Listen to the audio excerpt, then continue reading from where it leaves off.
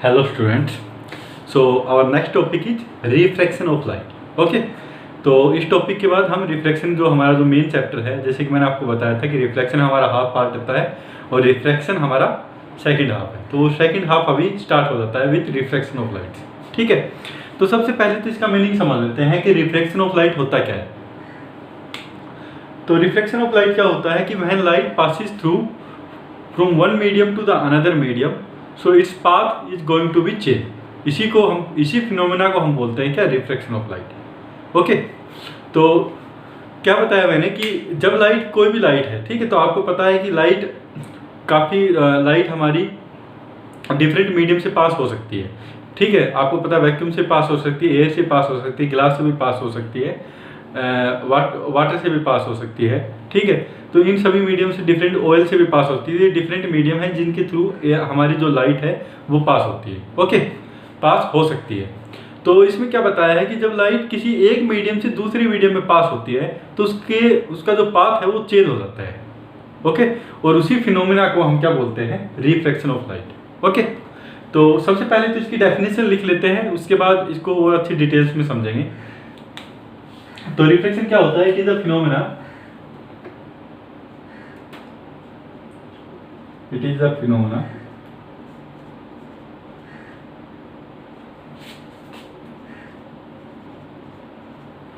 phenomena in which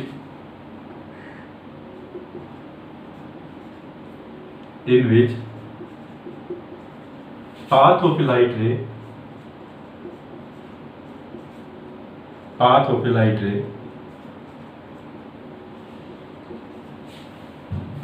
changes when it passes through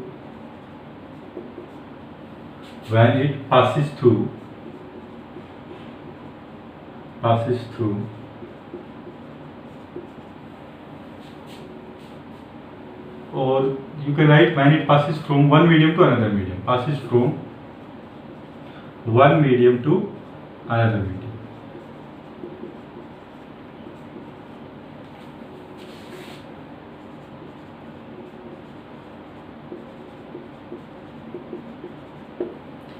तो आपको थोड़ा सा समझाने के लिए मैं बोल देता हूँ कि कैसे इसका पाथ चेंज होता है।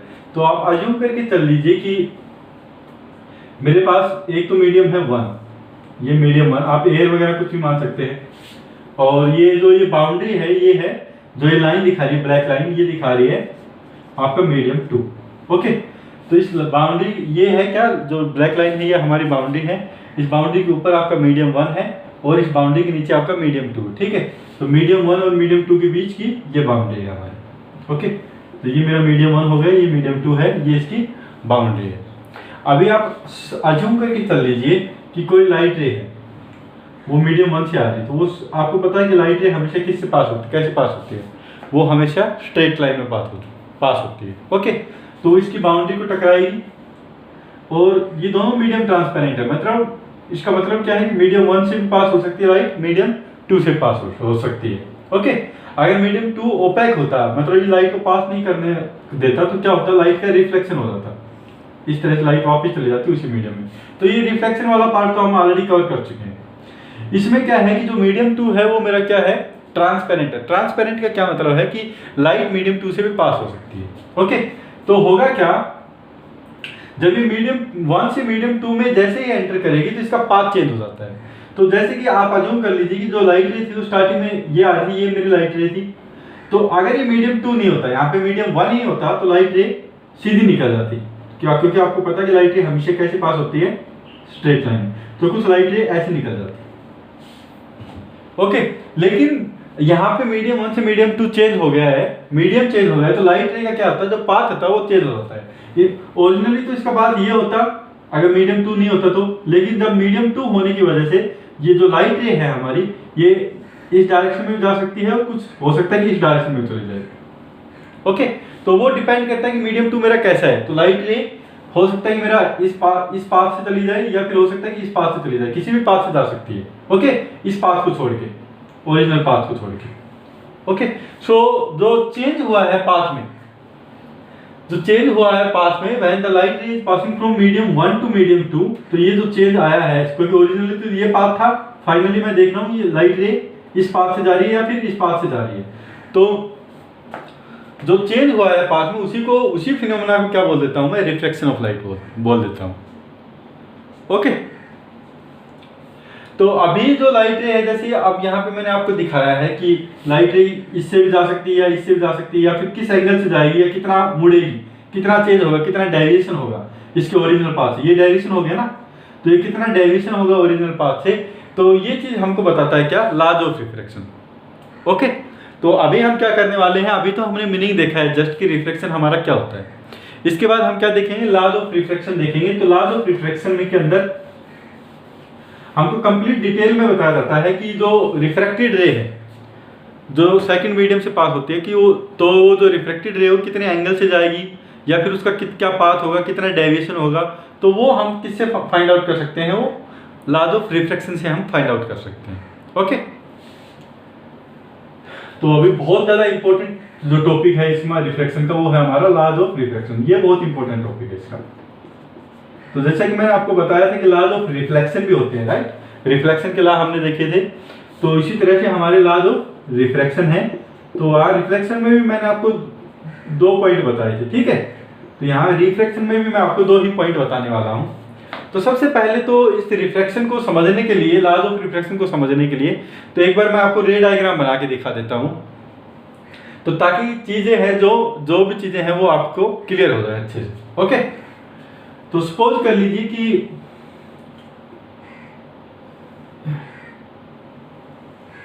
ये मेरा मीडियम 1 है।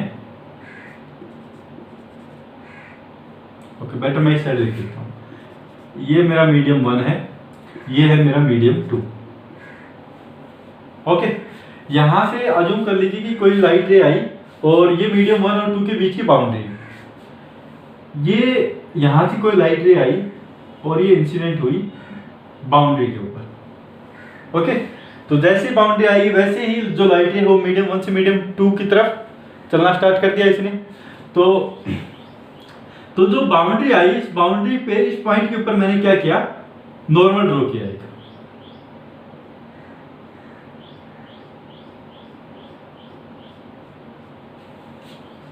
ओके, तो जस्ट 1 मिनट, इस पॉइंट के ऊपर मैंने क्या किया, एक नॉर्मल ड्रॉ किया।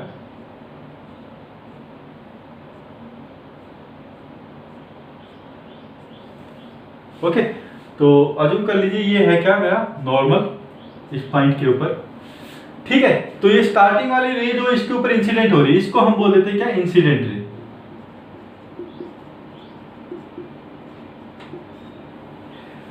ओके, अज्यूम अगर आपका मीडियम 2 यहाँ पे नहीं होता, तो आपको पता है कि जो मेरा मीडियम 2 की जगह अगर यहाँ पे मीडियम 1 होता, तो आपकी लाइट रे सीधा जैसे जा रही है ऐसे कैसे चली जाती है यहाँ से, राइट। तो इसका जो पाथ होता है वो मैं डॉटेड लाइन से शो कर रहा हूं, अगर मीडियम 2 नहीं होता तो।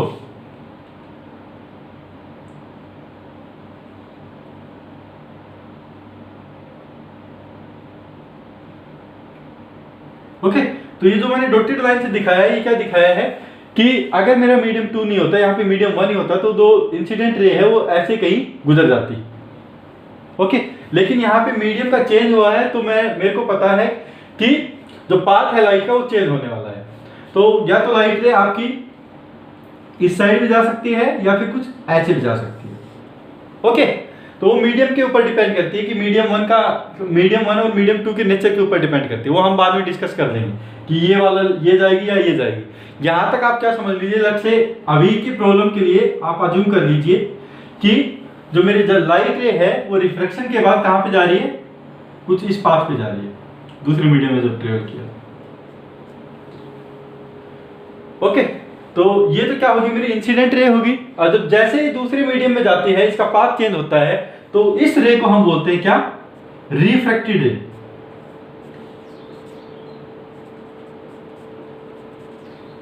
रिफ्रैक्टेड रे।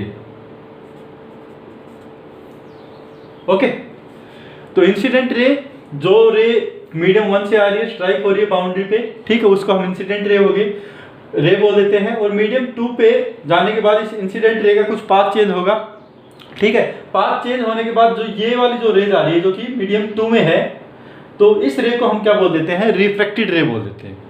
ओके, अभी एक और चीज आती है इसी के अंदर, एक होता है क्या हमारा इंसिडेंट एंगल। इंसिडेंट एंगल, तो नॉर्मल और जो इंसिडेंट रे के बीच में जो एंगल होता है वो हम क्या बोल देते हैं, इंसिडेंट एंगल। तो ये जो एंगल आई आया है मेरे को, मैंने यहां पे लिखा दिया है, इसको हम बोलते हैं क्या, incident angle.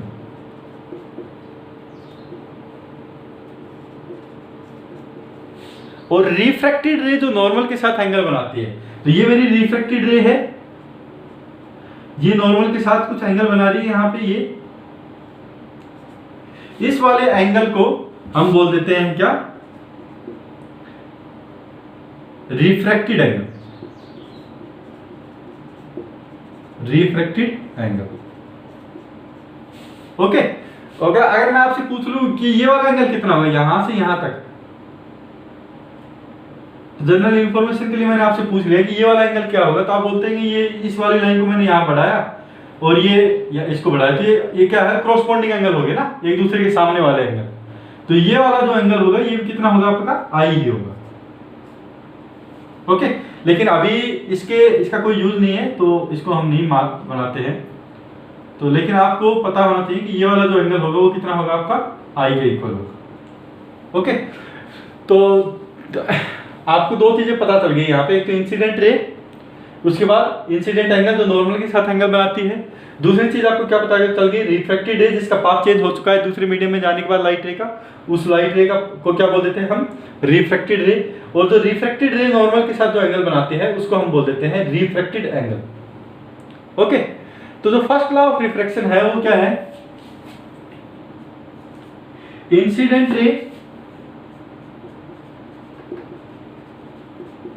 Incident ray, refracted ray and normal. Incident ray, refracted ray and normal are lying in the same plane, and normal are lies in same plane. एक तो ये हो गया, ठीक है। दूसरा लॉ है वो सबसे इंपॉर्टेंट लॉ है, उसी को लॉ को, जो दूसरा जो लॉ है, लॉ ऑफ रिफ्रैक्शन में दो पॉइंट है, एक तो हमने डिस्कस कर दिया, उस दूसरे वाला जो पॉइंट है लॉ ऑफ रिफ्रैक्शन का, जो दूसरा लॉ है उसको हम बोल देते हैं क्या, स्नेल्स लॉ। ठीक है, तो एग्जाम में आपको कई बार पूछ लेता है कि explain the laws of refraction, तो आपको ये वाला भी बताना है और आपको ये वाला भी बताना है, सेकंड वाला, ठीक है। तो वहां पे आप स्नेल्स लॉ का डेफिनेशन आकर के सीधा सेकंड पॉइंट डिस्कस कर देंगे। ओके, सम टाइम क्या पूछ लेता है आपको एग्जाम में कि you should explain the Snell's law, तो वहां पे आप ये जो सेकंड वाला जो पॉइंट है यही आप डिस्कस करेंगे। ओके, तो ये जो स्नेल्स लॉ है ये क्या बताता है, ये बताता है कि हमारा इंसिडेंट एंगल कितना होगा और रिफ्रैक्टेड एंगल कितना होगा, इन दोनों का रेशियो के बारे में डिस्कस करता है। ठीक है, तो आपको पता है कि रिफ्लेक्टेड, ये यहां से जाने के बाद ये लाइट रे है, ये जैसे कि ओरिजिनली तो इसका पाथ ये था, लेकिन यहां से जाने के बाद ये थोड़ी सी मुड़ गई, तो कितना मुड़ेगी, ये इतना ही क्यों मुड़ेगी, राइट, कितने भी एंगल पे मुड़ सकती है रिफ्लेक्टेड एंगल। जो इंसिडेंट जो पाथ था, ये स्टार्टिंग वाला जो पाथ था, जो ओरिजिनल पाथ है, उस ओरिजिनल पाथ से कितने डिग्री एंगल पे मुड़ेगी, वो हमारा डिस्कस करता है क्या, स्नेल्स लॉ। ओके, तो ये रिलेशन बताता है किसके बीच में, इंसिडेंट एंगल के बीच में और रिफ्रैक्टेड एंगल के बीच में। तो as per this law, according to this law,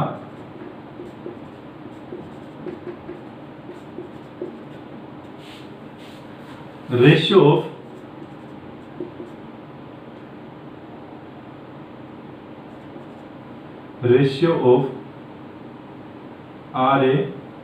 RATION, ratio of, so according to this law the ratio of incident angle, sine of incident angle, sorry, sine of incident angle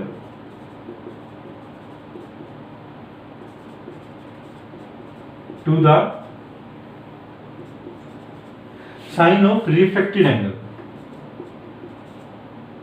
sine of, sorry ये sine वो है, sine of refracted angle, refracted angle is constant. ठीक है, तो mathematically मैं एक बार इसको आपको लिख के बता रहा हूं। तो sine of incident angle to the sine of reflected angle is constant. तो मैथमेटिकली जैसे मैं आपको इसको लिख के बता रहा हूं, तो ये क्या होगा कि sine of incident angle, sign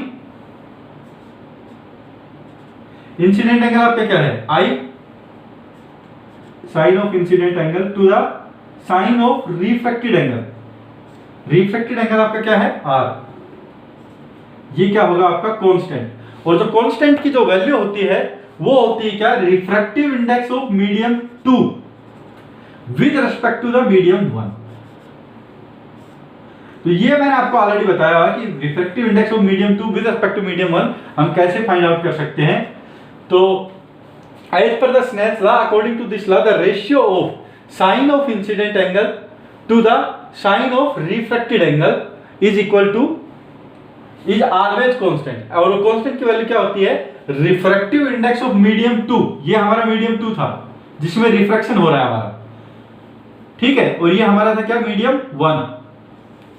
तो ये क्या होता है, refractive index of medium 2 by the refractive index of medium 1। तो यहां पे देखिए साइन ऑफ आई लिया है मैंने, sine I by sine R लिया है, sine I by sine R is equal to sine I by sine R is equal to refractive index of medium 2 with respect to medium 1, refractive index of medium 2 with respect to medium 1।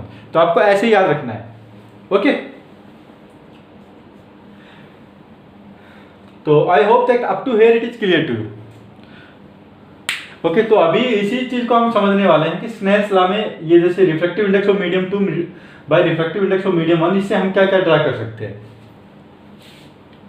तो मैं ऊपर का इसकी definition मिटा रहा हूं refractive index वाले की, रिफ्लेक्शन ऑफ लाइट वाले की। तो जो एक्सप्रेशन आया है हमारा स्नेल्स लॉ से, उस एक्सप्रेशन को मैं ऊपर लिख रहा हूं। तो आपका आया क्या, sine of incident angle divided by sine of refracted angle is equal to refractive index of medium 2 with respect to the medium 1, okay. तो इसको मैं क्या लिख सकता हूं, इसको आप लिख सकते हैं sine of I by sine of R is equal to refractive index of medium 2 with respect to medium 1। तो इसको आप क्या लिख सकते हैं, म्यू 2, क्योंकि आपको मैंने कल की क्लास में एक्सप्लेन किया था, ये क्या होता है, refractive index medium 2 divided by refractive index of medium 1, okay. तो इसको मैं अगेन, अगर मैं इसको फिर से एक्सप्लेन करूं, इसको फिर से लिखना स्टार्ट कर दूं, तो इसको हम लिख सकते हैं क्या, mu 1 into sine of incident angle is equal to है mu 2 into sine of refracted angle. ये रिलेशन भी बहुत इंपॉर्टेंट रिलेशन है जो आपको याद रखना। और हम जब जितनी भी न्यूमेरिकल्स प्रॉब्लम करेंगे उसमें यही डायरेक्टली यूज करेंगे, क्योंकि जब हमने स्नेल्स लॉ को एक्सप्लेन करके लिखा, पूरा जो स्नेल्स लॉ जो बताया उसको हमने जब पूरा उसको खोल के देखा, और उसको खोलने के बाद जब हमने हमारी जो इक्वेशन बनी फाइनली, तो स्नेल्स लॉ से क्या इक्वेशन बन गई कि mu 1 into sine of incident angle is equal to mu 2 into sine of refracted angle, okay. अभी इसी चीज को हम किससे समझेंगे, डायग्राम से समझने की कोशिश करेंगे। तो डायग्राम से क्या समझ सकते हैं कि ये है मेरा मीडियम 1, ये है मेरा medium 2, refractive index of medium 1 is mu 1, refractive index of medium 2 is mu 2, okay. तो mu 1 into sine I, mu 1 into sine I is equal to mu 2 into sine R, सीधा सिंपल सा है। तो refractive index of medium 1 और medium 1 से जो angle बन रहा है, मीडियम 1 में हमारा जो एंगल बन रहा है वो क्या बन रहा है, इंसिडेंट एंगल बन रहा है नॉर्मल से। So mu 1 into sine of I is equal to mu 2 है हमारा मीडियम 2 का, जो एंगल बन रहा है वो कौन सा बन रहा है, यहाँ पे रिफ्लेक्टेड एंगल बन रहा है, तो म्यू 2 इंटू साइन आर, ठीक है। तो ये हमारा जो फाइनल एक्सप्रेशन आया है, किससे आया है, ये फ्रॉम स्नेल्स लॉ से आया है।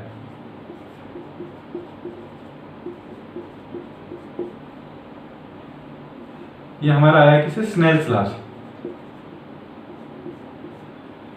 तो बहुत इंपॉर्टेंट है, ये आपको याद रखना है, ये वाली रिलेशन हम न्यूमेरिकल प्रॉब्लम्स में इसको सोल्व करने वाले हैं, ओके। इसका कल और कुछ इसमें कल मैं इसको अच्छे से फिर से एक्सप्लेन करूंगा आपको, म्यू1 इंटू साइन आई से यहीं से एक्सप्लेन करेंगे। लेकिन आपके लिए थोड़ा सा मैं होमवर्क प्रॉब्लम दे देता हूँ ताकि आप एक बार घर पे करके देखिएगा। तो उसके बाद जैसे कल मैं आपको कुछ चीज़ें एक्सप्लेन करूंगा तो आपके लिए ईजी हो जाएगा। तो आपको करना क्या है, तो सबसे पहली बात तो क्या मुझे नहीं पता कि आपको जो साइन जो वैल्यूज होती है हमारी ट्रिग्नोमेट्रिक वैल्यूज होती हैं, जैसे साइन हो गया, कोस हो गया, टेन हो गया, कोट हो गया, कोसिकेंट हो गया, सीकेंट हो गया, तो ये क्लास 10th में शायद आता है आपका। तो ये आपको क्लियर, इनकी वैल्यूज आपको क्लियर है या नहीं है ये मेरे को नहीं पता है। ओके, तो मैं क्या करता हूँ, थोड़ा सा आपको वैल्यूज बता देता हूँ पहले तो जैसे हमारी जो साइन की जो वैल्यू होती है ना, साइन की, तो कुछ वैल्यू आपको याद रखनी पड़ती है साइन थीटा की। जैसे साइन ऑफ 0 डिग्री, ये आपको पता होना चाहिए, होता है 0 के इक्वल। ठीक है, ये स्टैंडर्ड वैल्यूज हैं, ये कई बार क्वेश्चन में आ जाती है डायरेक्टली, तो आपको पता होना चाहिए। साइन 30 ये होती है आपकी क्या, 1/2, तो जिसको हम बोल देते हैं 0.5। साइन 45 आपकी होती है 1/√2। 1/√2 अगर आप सोल्व करेंगे तो 0.7 के आसपास आएगा, नियर बाई। ओके, सिमिलरली आप याद कर सकते हैं साइन 60 का, साइन 60 आपका होता है √3/2, तो ये 0.8 के आसपास आता है आपका। ठीक है, इसको सोल्व करेगा 1.73। और फिर आपका जो लास्ट आती है साइन 90, तो ये होता है 1। तो ये आपको 4-5 वैल्यू आपको पता होना चाहिए, स्पेशली 30 की, 60 की, ये बहुत यूज होता है, और 45 की।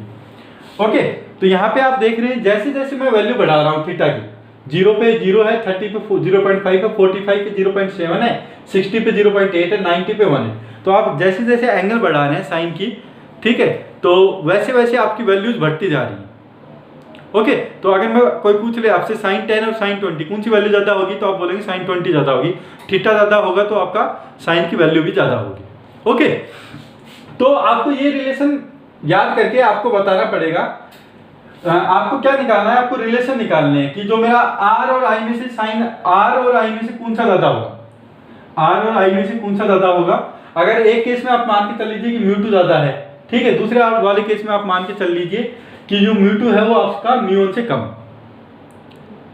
ओके, तो आपको एक बार घर पे करना क्या है, आपको मान लेना जैसे म्यू1 म्यू2 की कुछ रैंडम वैल्यू होती है, यहाँ पे म्यू1 है, यहाँ पे म्यू2 है। एक केस में आप मान लीजिए कि म्यू2 है वो आपका म्यू1 से बड़ा है, ठीक है, तो उस केस में आपको क्या फाइंड आउट करना है कि एंगल आर बड़ा होगा या एंगल आई बड़ा होगा, ये फाइंड आउट करना है। दूसरे केस में आपको क्या मानना है कि म्यू2 हमारा छोटा है म्यू1 से, उस केस में भी आपको क्या फाइंड आउट करना है, एंगल आई बड़ा होगा आर से या फिर आर बड़ा होगा एंगल आई से। ठीक है, तो ये आपको एक बार घर पे करके देखना है, कल मैं इस चीज को एक्सप्लेन करूंगा आपको। Okay, so I hope up to here it is clear to you. If you have any doubt then you can ask me. Thank you.